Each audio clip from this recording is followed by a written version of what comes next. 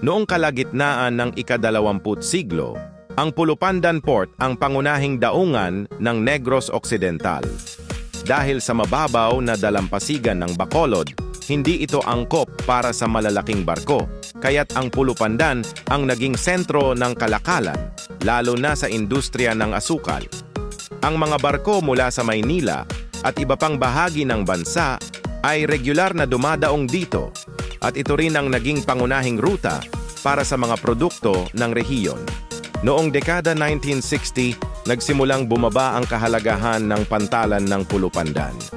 Dahil dito, unti-unting nabawasan ang aktibidad sa pantalan at ito ay napabayaan. Kamakailan lamang, noong Abril 2025, muling binuksan ang pantalan sa ilalim ng bagong operator na naglalayong pasiglahin muli ang ekonomiya ng bayan at magbigay ng mas maraming oportunidad sa mga residente. Sa kasalukuyan, ang pantalan ng Pulupandan ay muling nagsisilbing mahalagang bahagi ng transportasyon at kalakalan sa rehiyon. Ang muling pagbubukas at modernisasyon nito ay inaasahang magdudulot ng masiglang ekonomiya hindi lamang sa Pulupandan, kundi pati na rin sa mga karatig bayan.